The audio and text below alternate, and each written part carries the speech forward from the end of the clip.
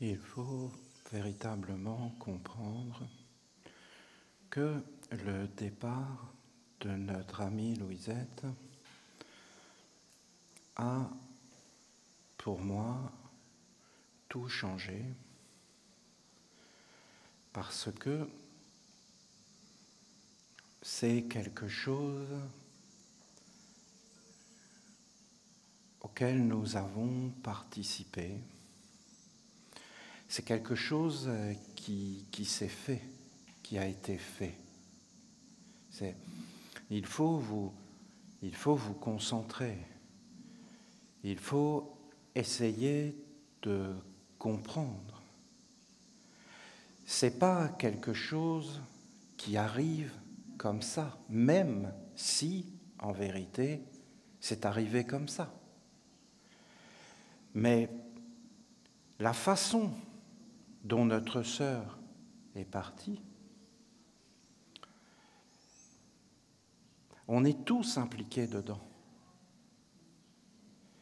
Parce que si on n'était pas une famille, notre sœur ne serait pas partie de la même façon. Il faut vraiment se concentrer là-dessus. La vie qu'on vit sur la terre n'est pas sans conséquences. La façon dont on vit sur la terre, les pensées, les paroles, les actes qu'on pose ne sont pas sans conséquences. Il y a des conséquences dans les mondes qu'on peut voir et il y a les conséquences dans les mondes qu'on peut voir uniquement avec le cœur. On voit avec les yeux, on voit avec le cœur. Et en fin de compte, notre communauté d'âme, étape par étape, a conduit notre sœur à partir d'une certaine façon. Si je me concentre sur cet acte, bien sûr que moi, personnellement, ça me touche énormément. C'est comme avoir un enfant et le voir faire une chose belle et noble. Ça te touche. Ça te touche. Parce que ça devient vrai, ça devient beau, ça devient noble. Qu'est-ce qui s'est passé? C'est qu'en réalité, la façon dont notre sœur est partie, ça a plu à Dieu. C'est une façon qui a plu à Dieu. Et moi, au milieu de vous, ensemble, ce que ça me dit, c'est qu'en fin de compte, le but de la vie, c'est de plaire à Dieu. C'est de plaire à Dieu. Dieu, c'est l'amour, c'est la sagesse, c'est l'harmonie, c'est la paix, c'est le beau regard, c'est la famille. La famille, Dieu, la famille, c'est Gabriel. Gabriel est le grand Dieu de la famille, le grand Fils de Dieu de la famille. Toutes les familles sont sous l'autorité de Gabriel. La famille, c'est un don de Gabriel. Gabriel, il a dit, soit une maman, soit un parent, mais bien sûr une maman, c'est pas parent, c'est une maman, c'est une douceur, c'est quelque chose de préparé, de bien organisé, c'est quelque chose de doux, c'est quelque chose de grand, parce qu'il parle de Dieu, de la douceur, de toutes ces choses, de la paix, et ça lui appartient. La naissance appartient à Gabriel, la mort appartient à Gabriel. Parce que la mort, c'est une histoire de famille. La naissance, c'est une histoire de famille. Le mariage, c'est une histoire de famille. Les alliances, c'est une histoire de famille. Ça ne regarde personne d'autre que la famille.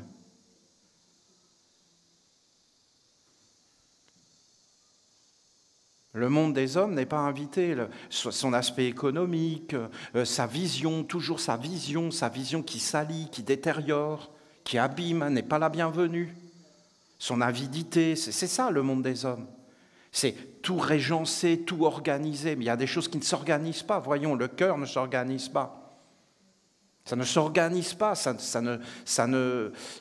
tu ne peux pas le maîtriser, ça ne se maîtrise pas. D'être un maître, d'atteindre la maîtrise, ce qui est quelque chose qu'on doit tous rechercher, il faut savoir qu'aucun homme ne peut maîtriser quoi que ce soit, c'est Dieu seul. Tu es en accord avec un monde supérieur, et tu rentres dans une maîtrise. Tu n'es pas en accord avec un monde supérieur, tu peux t'énerver toute ta vie, tu seras juste dans des illusions, mon ami. Tu vas faire croire que. Entre faire croire que et être, c'est deux choses différentes. C'est deux mondes différents. Le monde de l'homme, et notamment dans la philosophie occidentale et les pays occidentaux, est en train de pourrir la mort. Il a pourri. C'est pourri. Comment vous expliquer? Jésus l'avait très bien dit, c'est des sépulcres blanchis. C'est pourri. Est-ce que vous vous rendez compte?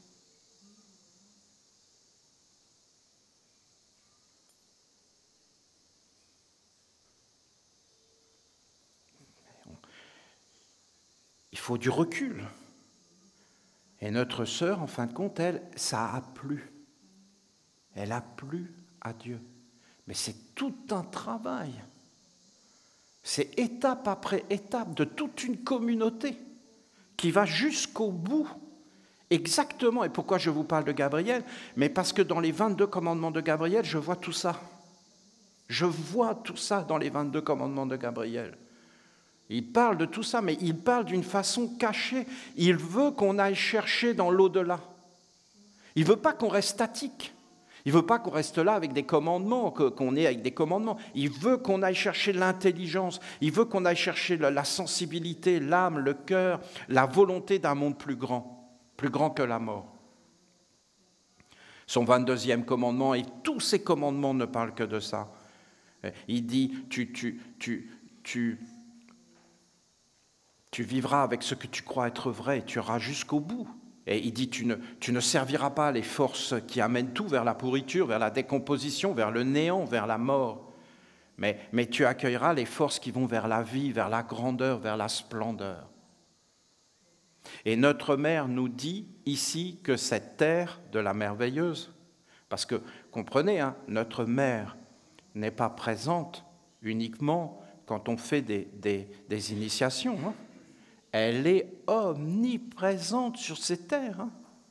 Omniprésente. Elle est là, vivante. Elle nous regarde, elle nous protège, elle nous parle en permanence. Nous sommes dans sa maison. Ce n'est pas notre maison ici.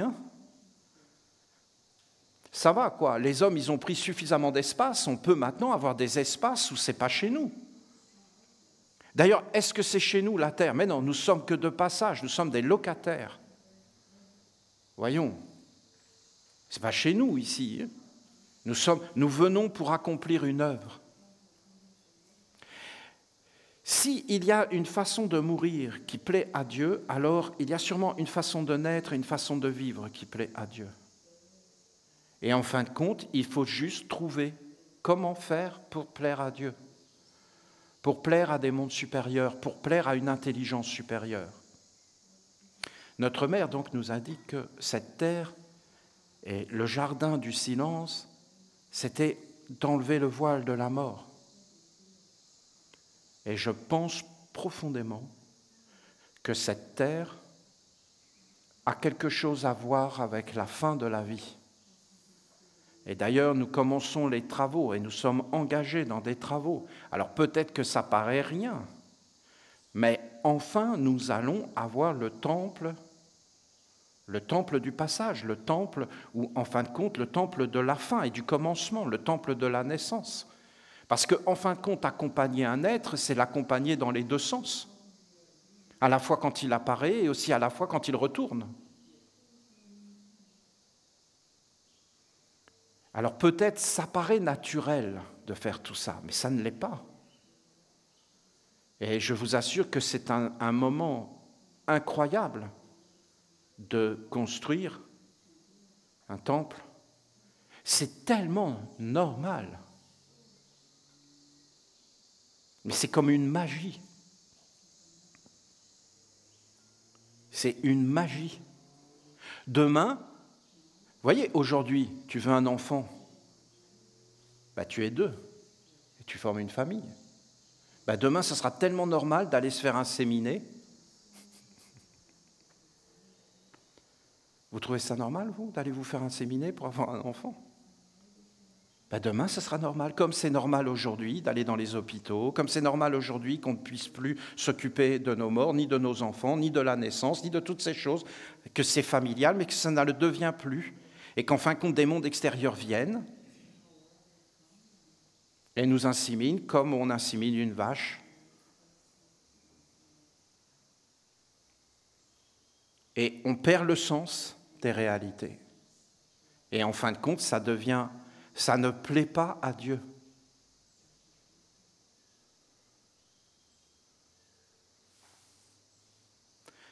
La mère, elle a dit que le voile de la mort serait enlevé. Quelle beauté! Quelle beauté!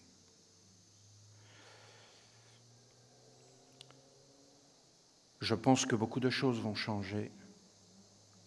Je pense que le fait de toucher la terre avec des pierres et de faire sortir un temple du passage, c'est mondial. Nous avons une influence mondiale. Il se passe des choses d'une grandeur insoupçonnée. Il n'y a pas d'acte isolé.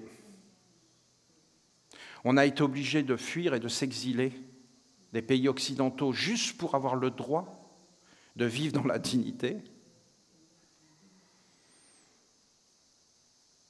et d'avoir le droit de veiller nos morts, le droit de garder nos enfants avec nous. Je pense que... Et quand la mère dit qu'elle ne veut pas de la philosophie occidentale, je comprends, de plus en plus. Parce qu'on vit avec elle, maintenant.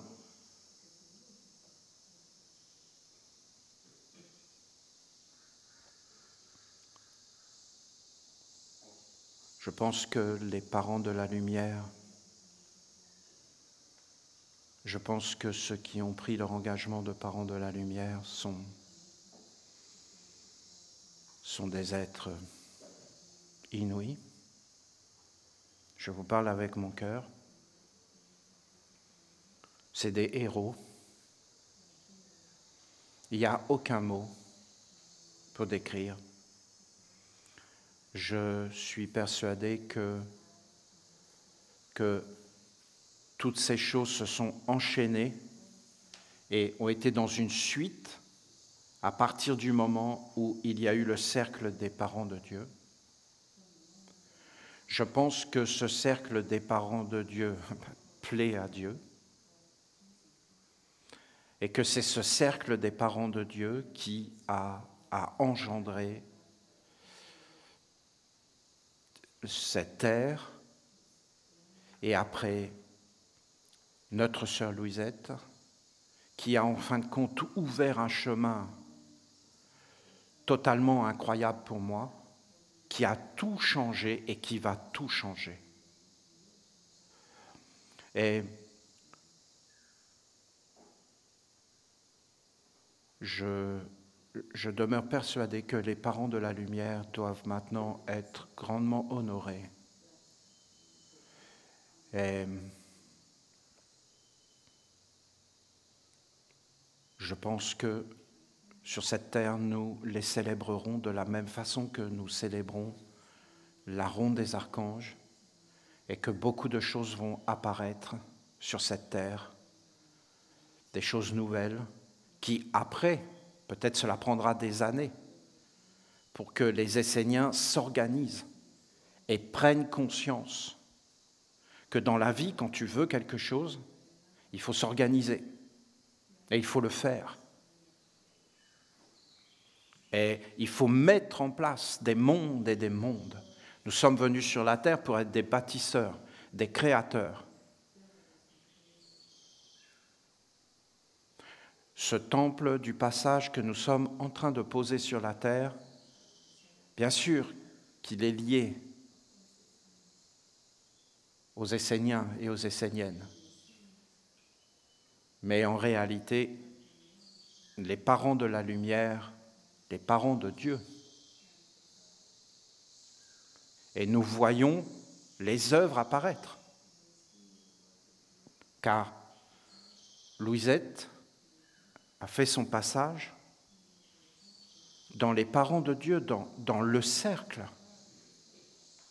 Ça change tout.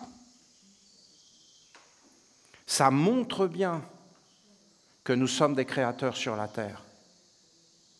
D'accord ?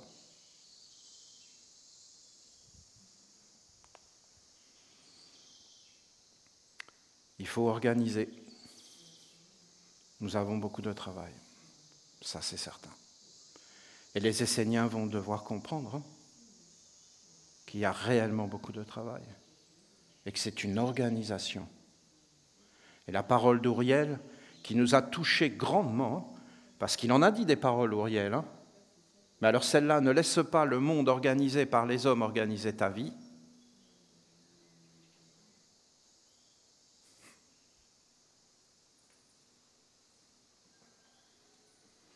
La parole de Gabriel, tu n'enfanteras pas dans la douleur. La parole de Michael, pas de guerre.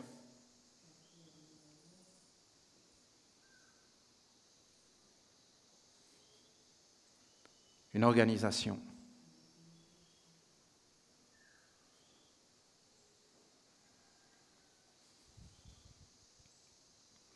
Je veux vous dire quoi ? Je veux vous dire en clair que ici c'est comme une terre promise, que si tu pars en fin de vie sur cette terre, ce n'est pas la même chose que si tu pars dans les mondes occidentaux. Je conseille à tous les parents de la lumière de s'organiser pour finir leur vie sur cette terre.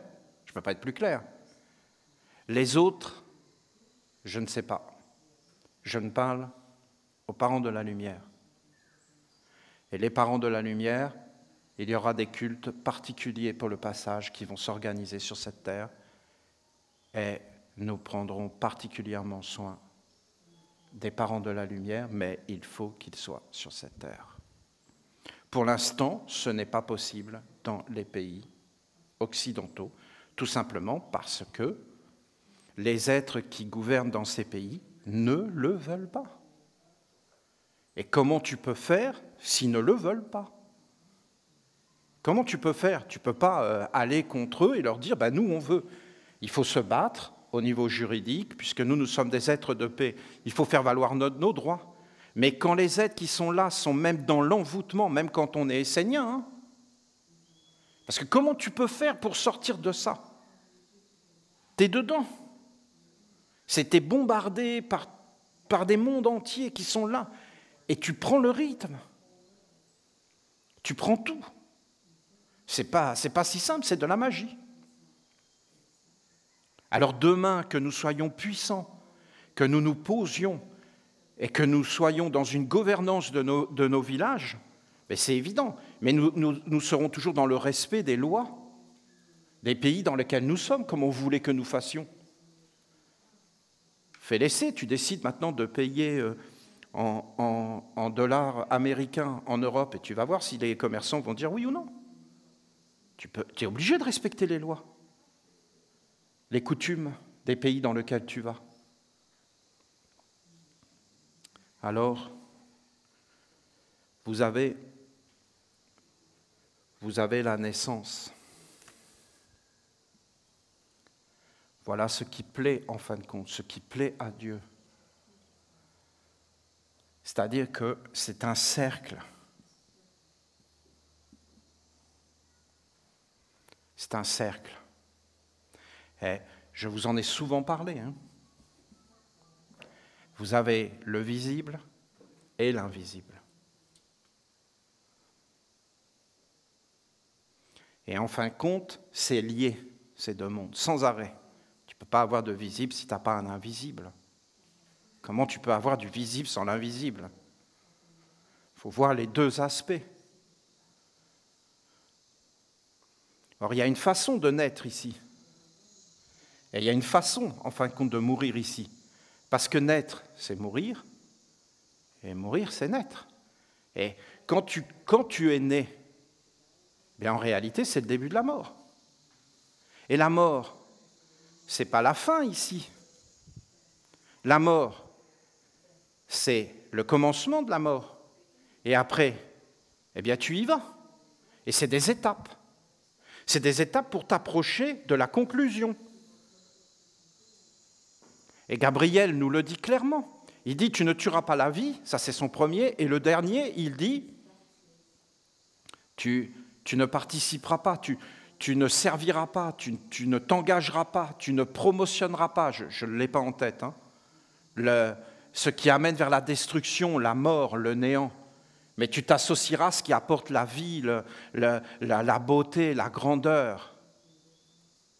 Ce qui est plus grand que la mort. Tu ne vivras pas pour la mort, tu vivras pour ce qui est plus grand que la mort. Prépare ta mort en étant vivant. En fin de compte, les commandements de Gabriel nous parlent de la grandeur, de la beauté. Et en fin de compte, ce qui plaît à Dieu. Ce qui plaît à Dieu, c'est ce que nous, les Esséniens, nous appelons les sept étapes. Mais en réalité, c'est valable pour le monde entier. Et après, c'est une question de langage. Mais après, vous avez un langage, et puis après, ça devient de plus en plus simple. Ça se simplifie. Parce que la simplicité, c'est la vérité. Ce n'est pas ce qui est compliqué qui est vrai. C'est ce qui est simple, naturel, qui va de soi. Vous voyez, notre sœur, elle nous a ouvert le chemin. C'est nous qui l'avons fait. Oui, on y a participé. Mais en réalité, ça s'est fait tout seul, regardez. C'est un enchaînement de situations qui fait qu'à un moment donné, ça se fait. Et je peux vous dire que quand ça se fait comme ça, c'est grand. Parce que ce n'est pas réellement nous qui le faisons. Et quand ce n'est pas réellement nous qui le faisons, c'est grand. C'est vraiment grand. Vous avez la naissance. Et après, vous avez des étapes. Aujourd'hui, la naissance, on l'appelle le bon retournement du cœur. C'est un sacrement. Pourquoi nous l'appelons le bon retournement du cœur? Parce que, dans le fond, c'est le commencement, c'est le cœur. Qu'est-ce que ça veut dire, le cœur? Ça veut dire que tu commences à prendre conscience que tu peux parler avec des mondes supérieurs, que dans ton cœur, il y a un espace, que tu n'es pas seul au monde, qu'il y a une intelligence plus grande. Vous voyez, c'est comme un sentiment à l'intérieur. Tu pressens qu'il y a quelque chose de beau, tu pressens qu'il y a quelque chose de grand, de noble. Et en réalité, tu commences à parler avec un monde supérieur, avec Dieu. Je ne parle pas d'une croyance politique. Je parle d'un acte individuel de parler, d'être avec, d'être dans un sentiment. Le bon retournement du cœur, en fin de compte, c'est de recevoir la Bible. C'est que la Bible nous soit donnée. Parce qu'aujourd'hui, non mais vous ne vous occupez pas de ça, il ne faut pas s'en occuper de ça. Il ne faut pas s'occuper de ça. Pourquoi vous vous occupez? Dès qu'il y a quelque chose, c'est incroyable quoi. Dès qu'il se passe quelque chose, vous vous occupez. Mais restez concentrés. Le monde peut s'effondrer autour de nous, on s'en moque. Ça ne nous regarde pas. Vous comprenez? Si on ne sait pas se concentrer dans la vie, on ne réussit pas ce qu'on fait. On est tout éparpillé. Ça, c'est vraiment les hommes aujourd'hui. Ils regardent tout autour d'eux, mais ils ne se regardent jamais eux-mêmes. Et ils ne sont jamais à faire ce qu'ils doivent faire eux et pas les autres. Ils s'occupent de toutes les affaires des autres et des mondes. Et ils veulent être partout. Mais ça, c'est la mort, il faut le savoir. Hein. C'est toi qui es le plus important, pas les autres. Tu dois te concentrer sur toi. Tu dois apprendre à te concentrer, à te regarder toi, pas regarder les autres. Hein. Toi déjà. Et à mettre de l'ordre dans ta vie à toi, pas dans la vie des autres, hein. Ni dans ce qui se passe dans le monde. Les hommes veulent régler tout ce qui se passe dans le monde, mais c'est de l'ingérence. Regardez toutes ces choses. Les hommes sont perdus. Restez concentrés, s'il vous plaît. Le bon retournement du cœur, c'est l'Évangile. L'Évangile, la Bible du nouveau commencement, on l'a fait apparaître. Donner la Bible à un être, c'est le conduire vers une intelligence supérieure qui est manifestée dans la pierre, réelle, concrète. Et tu as accès à cette intelligence supérieure comme peut-être, c'est très rare, hein, c'est très très rare. Ça, c'est une œuvre encore qui plaît à Dieu, qui plaît aux anges et qui plaît aux archanges. On devrait commencer notre vie par la Bible. On devrait, en fin de compte, être là-dedans. Et transmettre la Bible, c'est transmettre la vie. Avec le cœur, hein. Et l'être s'aperçoit qu'il peut rentrer à l'intérieur de lui, qu'il peut avoir accès, lui, avec une intelligence supérieure, à travers ses yeux, à travers ses oreilles, parce que dans la Bible, il y a comme un mystère impersonnel, parce que c'est un monde supérieur qui a parlé. Après, tu rentres dans la ronde des archanges. Tu rentres dans la ronde des archanges, et en fin de compte, qu'est-ce que c'est rentrer dans la ronde des archanges? C'est juste dire que l'homme n'est pas le règne supérieur sur la terre. Voilà, c'est juste de dire ça. Je vous traduis, très simple. Je rentre dans la corde, je passe la frontière de ceux qui disent que l'homme est le maître du monde, mais être un Essénien, c'est dire l'homme n'est pas le maître du monde. Au-dessus de l'homme, il y a les anges. Et donc, moi, Olivier, je ne suis pas un être supérieur. Je suis un serviteur et au service des anges. C'est ça que ça veut dire. Et vous voyez, je fais le pas. Donc, et est-ce que l'homme est supérieur aux animaux? L'homme est supérieur par l'amour. L'homme est supérieur par le respect, c'est-à-dire il est supérieur s'il est avec les anges. Sinon, il est un homme.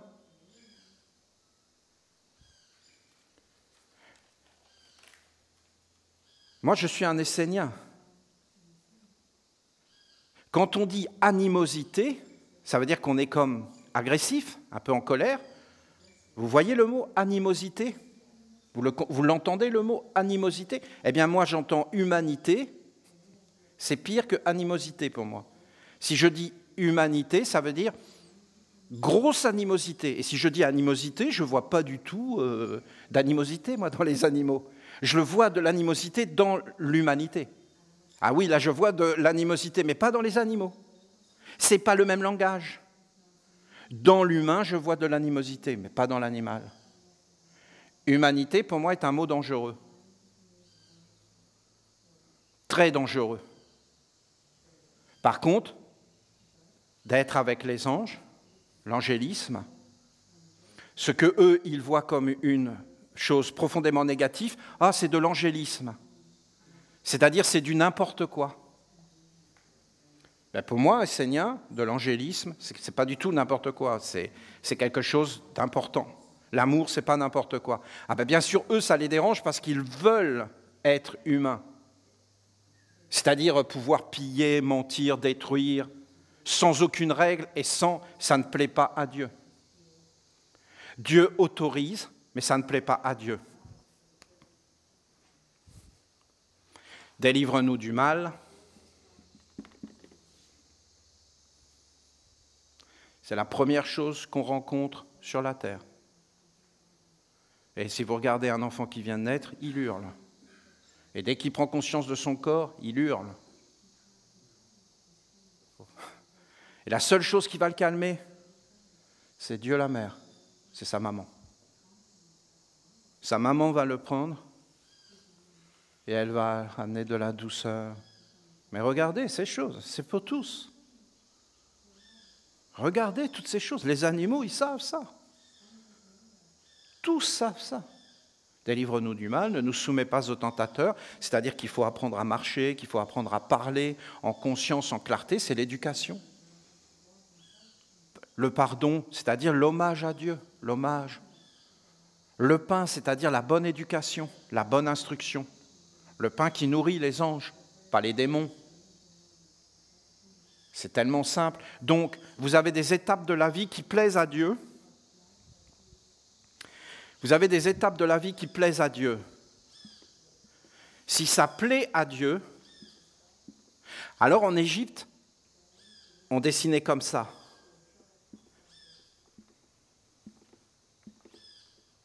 Et là, je ne sais pas comment faire, c'était des plumes. C'était une écriture qui plaît à Dieu et qui écarte les eaux. Alors on le faisait d'une autre façon aussi. Alors on le dessinait comme ça aussi en Égypte. Voilà. Vous avez des dessins sacrés, c'était des hiéroglyphes sacrés qui parlaient du passage des eaux. Et alors vous voyez ici, c'est la montagne sainte, où le soleil se lève. Et en fin de compte, c'est les deux jambes de la femme. Et le soleil qui se lève, c'est toi. Et tu dois passer les eaux. Et si ton écriture est belle, tu écartes les eaux. Et en fin de compte, tu vas vers les mondes supérieurs et ça veut dire que c'est ouvert. Et que ton offrande est acceptée. Sinon, c'est une offrande à Dieu, une offense à Dieu. Et à partir de ce moment-là, tu as les mondes de la décomposition qui arrivent et tu as toutes les étapes de la vie qui ne sont pas claires. Et à la fin, tu arrives à la fin de ta vie et ta mort ne plaît pas à Dieu.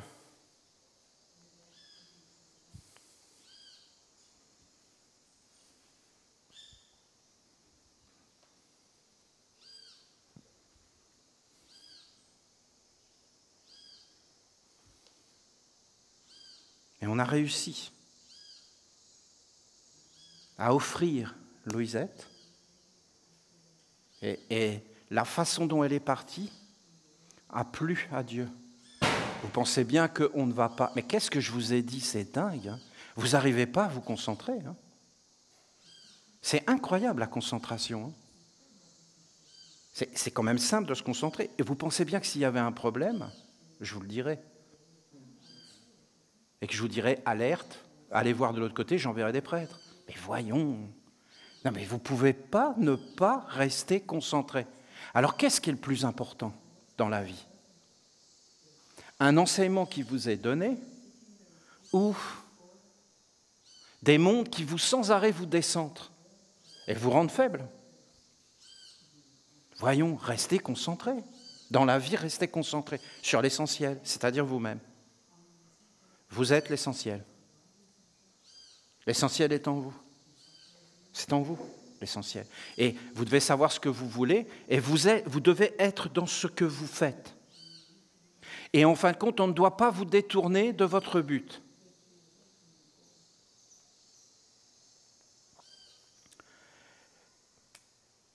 Vous avez des étapes comme ça. Et en fin de compte, vous devez avoir au-dessus. Le retournement du cœur, c'est une étape. Aujourd'hui, c'est la Bible. C'est que tu donnes la Bible. Ce n'est pas de donner, hein. C'est que tu bénis un être, tu lui transmets. Vous avez vu l'initiation de Dieu la mère? Elle a dit que toi, tu dois transmettre. Mais nous, la nation essénienne, nous devons transmettre la Bible, qui est une de nos plus grandes œuvres. Pas convertir, hein. Non. La liberté, c'est précieux. Mais transmettre ce qui est important, ce qui est profond, ce qui est vécu, ce qui est vrai. Pas transmettre ce qui est faux, ce qui n'est pas vécu, qui n'est pas vérifié. La Bible, c'est grandiose. Après, tu rentres dans la ronde des archanges, c'est très très simple. Je vous ai dit, c'est les anges. Quand on rentre dans la ronde des archanges, on a juste reconnu les anges. Comme un règne supérieur, l'amour est supérieur à la haine, mais la haine est réelle. Hein. La paix est supérieure à la guerre, mais la guerre, c'est un être qui ne veut pas être appelé. La guerre, c'est un être qui aime dormir. Voilà. Si tu le réveilles, il s'énerve. Il ne veut pas être réveillé, il ne veut pas être appelé. La guerre n'est pas un être agressif, pas du tout. La guerre est un être agressif quand tu fais n'importe quoi. Si l'homme fait n'importe quoi, il réveille la guerre arrive et lui défonce la tête. C'est comme ça. La guerre va jamais arriver, tiens, aujourd'hui c'est la guerre. La guerre, il faut l'appeler, il faut la préparer, il faut la faire venir. Ce qui est naturel, c'est la paix. La paix est un état naturel dans l'univers. L'harmonie est un état naturel. Et le reste, je ne dis pas qu'il n'y a pas comme des conflits, mais c'est pour produire un éveil. Ce n'est pas quelque chose de gratuit. La vie sur Terre est une production. Et en fin de compte, ce que Dieu veut, c'est que ça soit une production de lumière, pas une production de destruction et de ténèbres. Vous n'avez qu'à regarder tout autour de vous, vous allez voir ces choses. Ce n'est pas des choses inventées. Ce n'est pas des croyances, c'est des faits concrets. Les anges sont des faits. L'amour, c'est un fait. Tu l'as ou tu ne l'as pas. Il n'y a pas à discuter. C'est un fait. La guerre, c'est un fait. Ce sont des faits concrets. Rentrer dans la ronde des archanges, c'est prendre la décision consciente de vivre avec un monde supérieur, ce qui n'est pas du tout facile. Et donc, je vous dis, rentrer dans la ronde des archanges, c'est facile en apparence. Mais en réalité, il y a tout qui va te montrer que dans le monde autour de toi, les êtres sont inconscients de ce fondement et de cette base. Donc, en fin de compte, c'est une vraie organisation. C'est pas quelque chose, c'est pas une blague, c'est pas quelque chose qui va se faire tout seul. La ronde des archanges, c'est vraiment, tu dois vivre avec les anges, tu dois mettre des anges, il y a des choses qu'il va falloir que tu enlèves de ta vie, et ainsi de suite. C'est toute une discipline en réalité. Après, vous entrez dans une masala, c'est-à-dire que eh bien, tu prends les 4 fondamentaux qui sont d'étudier, l'étude. Donc je vous en ai parlé, c'est les 4 lettres du nom de Dieu. Donc l'étude, c'est Dieu lui-même. Ce n'est pas d'étudier, ce n'est pas d'être savant comme un singe dans un cirque. C'est en réalité de connaître Dieu. Dieu est invisible, donc c'est toute une démarche qui doit t'amener à une illumination intérieure, à un respect, à des choses, voilà. Après, tu as la dévotion. La dévotion, en réalité, c'est toi. C'est toi la dévotion. Tu dois être un être de dévotion, de respect, de conscience éveillée. Après, tu as les rites et l'œuvre. L'œuvre, c'est un mystère, parce que nous sommes venus sur la terre pour poser une écriture et accomplir une œuvre. Et on le voit avec Louisette, l'œuvre, quand on la pose, il y a comme une réponse des mondes supérieurs qui fait qu'à un moment donné, tu avances, je ne sais pas comment expliquer. Vous avez de la philosophie, vous avez de la théorie, et vous avez les gens qui le font. Et quand tu le fais apparaître, que tu fais les choses réellement, que tu touches la terre, tu as la réponse. Toujours, tu as la réponse. Faire amène la réponse. Parler, penser, espérer, rêver, n'amène pas la réponse. La réponse, c'est vraiment quand tu te mets en mouvement avec le corps et que tu fais apparaître, que tu poses les choses réellement, dans ta vie réellement tu les poses, et là tu as la réponse, et là tu as l'aimantation, et là en fin de compte ça commence à arriver vers toi. Donc l'étude est fondamentale, et en fin de compte quand tu arrives à la fin, tu comprends que l'œuvre de la nation essénienne, c'est en fin de compte une œuvre entièrement tournée vers Dieu. Après, ça c'est la naissance. C'est la naissance. L'étude, c'est le pain. Et tu arrives à sur la terre comme au ciel, c'est-à-dire tu arrives dans la fécondation, le mariage et l'alliance. Donc là, c'est les formations, c'est l'alliance avec un ange. Pas avec le cœur, mais réellement. Et tu vas entrer dans des initiations. Ensuite, tu deviens un parent de Dieu, voilà. tu deviens un parent de Dieu, ici, parce que c'est ce que Dieu veut. C'est la volonté de Dieu. Dieu, il veut que nous soyons des parents. Il veut que nous soyons des producteurs. Il veut que nous enfantions la vie sur la terre. Il veut, à travers les générations, qu'il y ait des vagues et des générations successives. Et il y a plusieurs façons d'être parents, mais Dieu veut que nous soyons des parents de Dieu et que nous mettions Dieu au monde. Et que nous préservions Dieu et sa tradition, c'est-à-dire sa façon de naître sur la terre, sa façon de vivre, d'être éduqué, de se marier et de mettre au monde un monde et de devenir parent. Je peux vous garantir que de devenir parent, il y a des responsabilités. C'est une étape dans la vie. Tu commences à avoir des enfants, tu changes. Tu deviens un être posé. Tu deviens responsable en fin de compte. Tu deviens un créateur. Ce n'est pas forcément d'être des parents avec des enfants physiques. Hein. Tu peux ne pas avoir d'enfants physiques, mais tu peux mettre au monde des mondes et faire apparaître des mondes. Et faire apparaître un monde, mais ça doit être un monde de beauté, d'ordre, de grandeur. Et vous comprenez qu'il doit y avoir une bonne éducation. Et que si l'être n'est pas dans une bonne éducation, qu'il n'a pas été dans une masala, qu'il n'a pas reçu les commandements, qu'il n'a pas été bien éduqué, qu'il ne sait pas regarder, qu'il ne sait pas écouter, qu'il ne connaît pas les mondes invisibles, qu'il n'a pas eu le bon retournement du cœur, qu'il n'est pas présent devant un monde beaucoup plus grand, c'est-à-dire toute la première étape qui doit être faite par qui? Mais par les parents et les gouvernements en réalité. Mais quand vous avez des gouvernements sataniques ou alors lucifériens, c'est-à-dire des êtres qui sont dans le fait de vouloir avoir un contrôle, de détruire, d'amener la laideur, d'amener toutes ces choses, comment vous voulez faire? C'est-à-dire vous avez des parents qui sont complètement dégradés. Je ne suis pas en train de juger, hein. Comprenez-moi bien. Moi, je ne dis pas que nous, les Esséniens, nous sommes en train de dire que ces gouvernements sont mauvais. Simplement, toi-même, tu le sais. Tu as 2 endroits pour aller dormir. Un, c'est une fosse septique, et l'autre, c'est un bon lit bien propre. Ben, tu vas choisir le bon lit bien propre, tu ne vas pas aller dormir dans une fosse septique. Donc, en fin de compte, il y a des fosses septiques et il y a des lits. Personne ne va se coucher dans la fosse septique. C'est une évidence.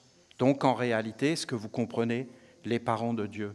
Les parents de Dieu, c'est eux qui enfantent les terres esséniennes, les villages, et en fin de compte, le jardin de Dieu, qui est la préparation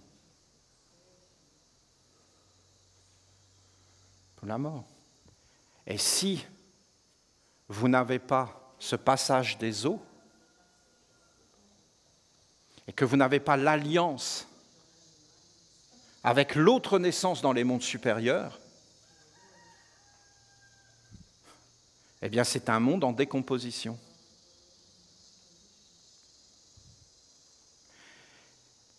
Ce que je vous dis, c'est réel. En ce moment même, il y a des gens qui sont en train de réfléchir. C'est-à-dire, ils ont un corps et ils appellent des esprits pour avoir le savoir de qu'est-ce qu'on peut faire des corps pour les réutiliser dans l'alimentation des corps humains, pour qu'il y ait un recyclage et que ça serve et que ça ne soit pas perdu. Et donc ils sont dans des visions. Ils invoquent donc des esprits. Est-ce que ces gens sont négatifs? Non, ils sont perdus. Ils n'ont plus les organes. Est-ce qu'ils ont raison? Mais si on entre dans leur monde et qu'on se met à leur place et à leur point de vue, ben oui, ils ont raison.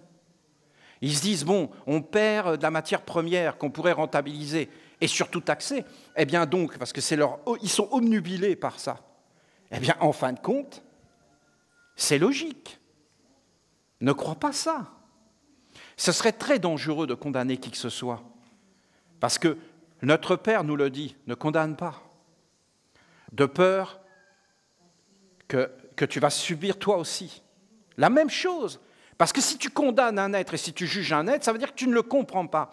Or nous, ce n'est pas une question de ne pas comprendre et de rejeter quoi que ce soit. Nous devons tout conduire vers la lumière du savoir et donc de ne rejeter aucun être et donc de ne condamner aucun être. Nous pouvons nous mettre à sa place et comprendre qu'à sa place, nous prendrions les mêmes décisions parce que nous serions lui. Et qu'en réalité, l'homme n'est pas si important que ça. Ce sont des esprits qui sont cachés derrière. Est-ce que les esprits sont mauvais ? Mais non, voyons, il n'y a pas d'esprit réellement mauvais. Simplement, il voit qu'il y a des mondes qui sont présents. C'est bien complexe tout ça. Est-ce que vous pouvez comprendre avec ce que je viens de vous dessiner qu'il suffit qu'il y en ait un seul qui devienne un parent ici et qu'il appelle la colère, la médisance, et il devient un parent de la colère, de la médisance. Cette colère, cette médisance, il va la transmettre aux générations futures. Elle existe. Est-ce qu'elle a demandé à exister ? Pas forcément. Vous avez des humains qui disent « moi, je n'ai pas demandé à naître ». Peut-être qu'eux, ils n'ont pas demandé à naître. Peut-être qu'ils le pensent profondément là. Mais en réalité, moi, je vais vous dire, ceux qui n'ont pas demandé à naître, c'est les forces sombres. Voilà. C'est mon point de vue. Et on n'a pas à les alimenter, ni à les appeler. Ça, c'est la base de la ronde des archanges. Et après, on se dit, comment on fait ? Parce que c'est bien joli, hein ? Et en réalité, elles sont là. Eh bien, on doit s'organiser tout doucement. Ça prend du temps, hein ? Beaucoup de temps. Pour redresser une telle situation, oui. Une fois que vous avez appelé la médisance, comment vous voulez faire pour l'enlever ? Il faut mieux pas l'appeler. Une fois que les choses sont faites, elles sont faites.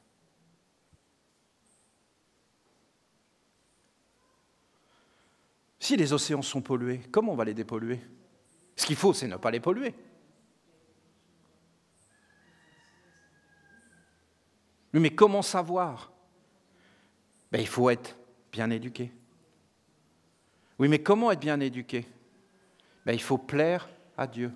La chose la plus terrible, c'est la dégradation des religions. Ça, c'est la chose la plus terrible qui puisse exister. Parce qu'au nom de Dieu, on raconte n'importe quoi. Ça, je peux vous dire que quand on parle de Dieu, il faut être très prudent, très vigilant. Il ne faut pas faire n'importe quoi. Il ne faut pas prendre la place de Dieu. Dieu est Dieu et demeure Dieu. Et il est le bien commun. Il est partout, omniprésent, omniscient. Et enfin, ça, c'est le bon retournement du cœur de comprendre ça. C'est le début. Il est plus grand que tout, il est partout. Mais il y a des choses qui lui plaisent et des choses qui ne lui plaisent pas. Si tu fais ce qui ne plaît pas à Dieu, tu récoltes ce que tu as semé. Est-ce que nous avons fait exprès de faire en sorte que Louisette soit offerte à Dieu ? Non. Nous ne sommes pas suffisamment intelligents, nous ne sommes pas suffisamment clairvoyants pour faire une chose pareille.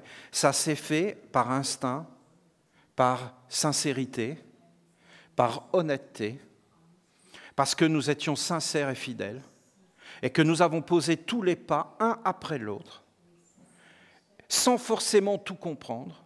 C'est la vérité, hein. Et il y a une grande part d'instinct dans tout ça. Car je pense que fondamentalement, l'instinct est quelque chose de bon. Et que nos instincts sont bons. Et que si nous sentons profondément à l'intérieur de nous, avec notre mère, avec la mère, hein, bien sûr, avec le bon retournement du cœur,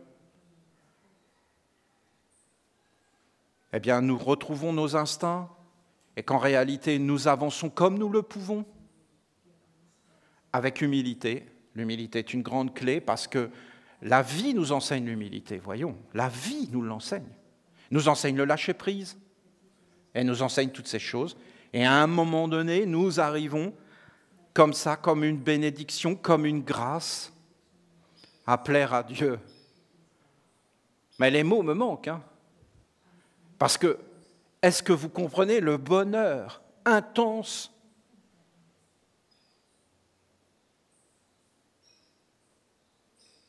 d'offrir Louisette à Dieu?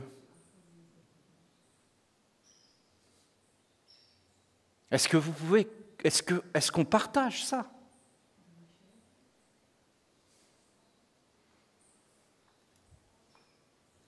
Donc je dis que c'était une étape. Je dis que maintenant, ça sous-entend beaucoup de choses. Et le fait que nous ayons posé les premières pierres, donc de faire venir le monde minéral dans cette œuvre, le fait que nous ayons la bénédiction du gouvernement, c'est-à-dire quelque part de nos parents plus grands, hein. Parce que, soyons clairs, personne n'est libre, hein. Tout ça, c'est des mensonges, hein. Et si le gouvernement dit non, comme il a dit non en Europe, puisque moi-même, pasteur, au nom de Dieu, je suis obligé de m'enfuir. Non mais écoutez, voyons, et vous pouvez dire tout ce que vous voulez, hein. C'est réel, hein. Et vous n'êtes pas à ma place et vous ne savez pas ce que j'ai vécu en Europe, hein. Et l'agression, quand vous avez l'agression d'un gouvernement, je peux vous garantir que vous le sentez passer, hein. Ce n'est pas une blague, hein, c'est même dans ta vie, parce qu'ils font même de la magie, hein. Ils sont vraiment puissants, hein. C'est de la magie qu'ils font, parce qu'ils ont le costume, ils ont l'uniforme, ils ont tous les papiers, hein. Et leurs papiers sont puissants. Ils ont des lettres avec des papiers en tête, République française, je peux vous garantir que ça fait mal, hein. Ils sont là, ils ont une autorité absolue. Quand ils parlent, tout le monde le croit, avec tous leurs journalistes. Mais les gens croient ce qu'ils disent. Même les Esséniens. Si vous croyez que je n'ai pas lu dans les pensées de certains Esséniens qui avaient changé leur regard sur moi, qui était toujours le même, hein, parce que ces êtres-là parlent et donnent des décisions. Donc, ne croyez pas que c'est rien. C'est vraiment puissant. Et qu'on est bien obligé de s'incliner devant ça. Qu'est-ce que vous croyez? Il ne faut pas blaguer, il ne faut pas avoir des illusions de liberté. Donc le fait qu'en fin de compte, ce gouvernement ici nous permet d'avoir nos cimetières, nous permet d'enterrer nos morts, et ainsi de suite, c'est une grande bénédiction. Et donc, en réalité, je vous dis que c'est une étape, et que beaucoup de choses vont changer, et qu'il faut nous y préparer, dans le sens que, maintenant, nous voulons une mort qui plaît à Dieu, non?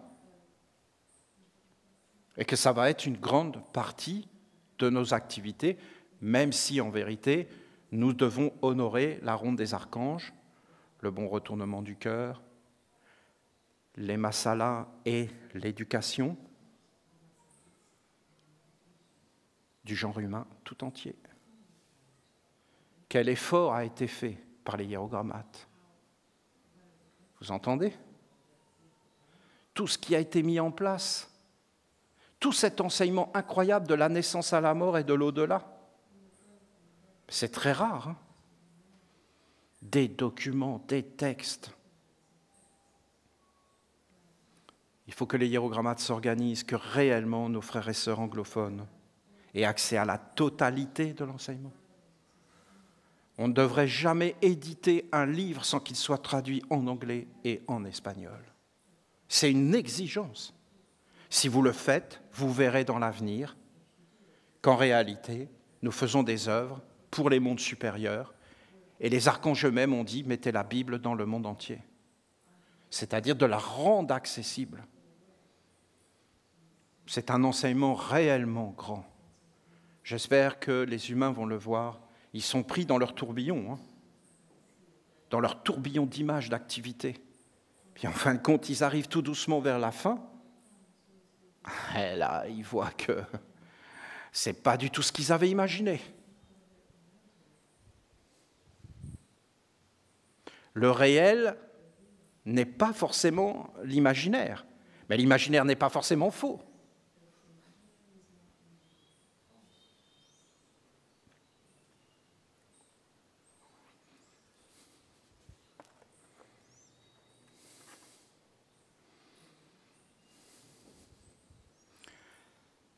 je le sens venir, je sens un monde plus grand que la mort. Beaucoup plus grand. Pas d'avoir des perceptions, que ce monde tout doucement entrerait. Et d'une façon intuitive, d'une façon instinctive, d'une façon réelle, d'une perception, je vous l'avais dit. Je vous avais dit, vous voulez vous intéresser aux jeunes? Vous voulez protéger les jeunes? Alors intéressez-vous aux personnes âgées et prenez soin des anciens et des aînés. Et vous verrez que naturellement, le chemin des jeunes sera ouvert.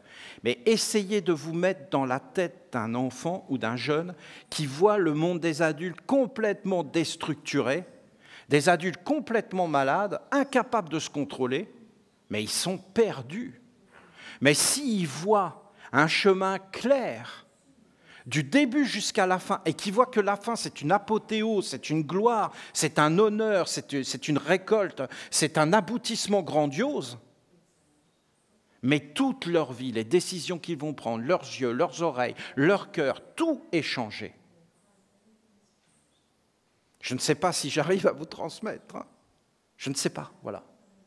Mais nous sommes comme une petite graine que si elle commence à être bien organisée, bien structurée, qu'elle touche la terre et qu'elle commence à apparaître, elle peut tout doucement toucher et grandir. Et en fin de compte, tout changer. Ce n'est pas comme quelque chose de faux. Seule la vérité est puissante et réelle. Les hommes, ils sont désemparés, je vais vous dire pourquoi. Parce qu'ils pensent que c'est le mensonge qui est la vérité. Et donc ils se disent, mais c'est réel. C'est réel. Et donc ils sont perdus. Et donc ils ne savent plus quoi faire. Et tout leur montre que c'est le plus gros menteur qui réussit. Et tout leur montre que c'est les forces sombres contre ronde des archanges qui amènent vers le néant et la destruction. À la fin, les hommes cherchent même le néant et la destruction pour s'en sortir.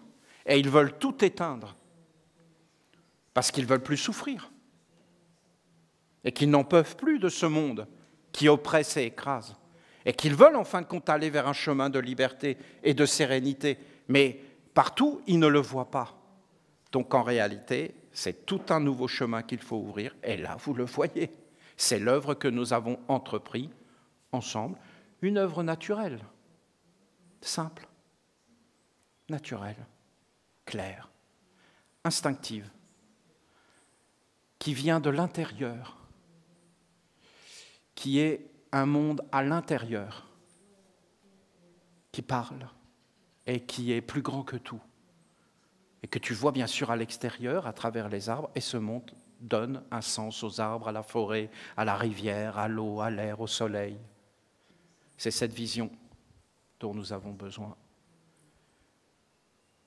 Nous allons construire un temple du passage, nous allons améliorer le cimetière, il nous faut poser ces choses dans la réalité terrestre, dans le côté réel, concret. Il faut le faire apparaître en vrai. Et après, il faut le faire fonctionner. Parce que là, ça a été fait comme spontané. Mais qu'est-ce que j'aime ça? Vous comprenez? Et on a pris Louisette, on l'a mis chez Yves, et on a organisé. Et après, hop, allez, hop, on a été là-bas, on a décidé où était le cimetière, où il est, boum, c'est là. Vous voyez? Ça a plu à Dieu. Après, on a demandé à la mère, qu'est-ce qu'on doit faire? Et elle a dit, simple, donnez-la-moi, donnez-moi son corps. Et mettez-le simple dans la terre pour que je garde sa mémoire. Et que sa mémoire soit avec moi dans le jardin. Mais je ne peux pas vous dire tout ce que je vois. Je ne peux pas vous le dire. C'est des heures, je vais vous parler pendant des jours. Tellement je vois de choses dans les détails. Hein. Ce qui se passe, comment elle vit dans plusieurs mondes, comment elle est là dans le jardin. Regardez, on est en train d'en parler. Elle est toujours là dans le jardin. Et elle est avec des prières, elle n'est pas dans un monde de lamentation, dans un monde de pleurs, de tristesse, de grisaille. Elle est dans un monde d'élan, dans un monde de création, dans un monde où il y a de la beauté, où il y a un avenir, où tout est ouvert. Parce qu'elle plaît à Dieu.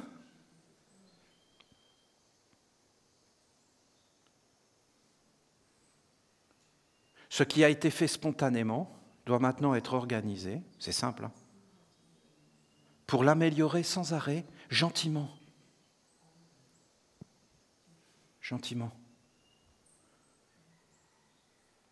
Il faut apprendre à faire ce qu'on ne sait pas faire sans conflit. Donc on est obligé de se parler gentiment, d'être organisé, d'avoir des aides qui sont responsables et qu'on va voir, et de mettre une hiérarchie. C'est un grand espoir pour moi.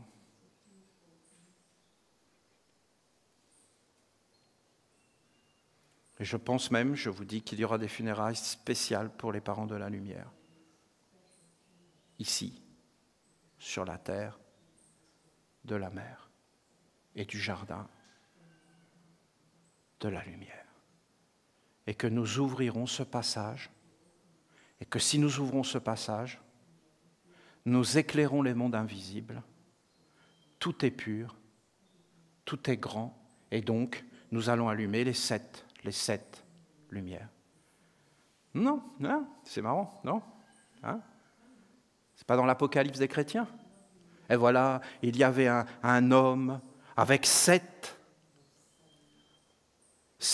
candélabres, et il y avait 7 étoiles.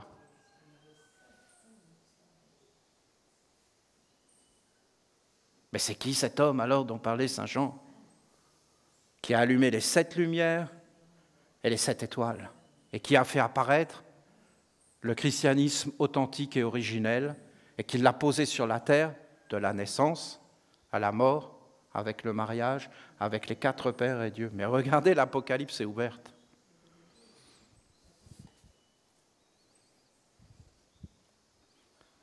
Recevez tout mon amour, tout mon grand respect, mon respect profond et l'ardeur de faire apparaître une merveille, une beauté sur cette terre, une beauté, une merveille, quelque chose de grand, de noble, un prendre soin, une organisation, vous entendez? Il faut une sacrée organisation.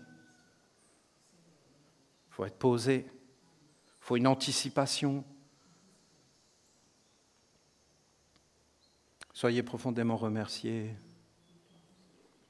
Une belle semaine, plein de bonheur, plein de douceur.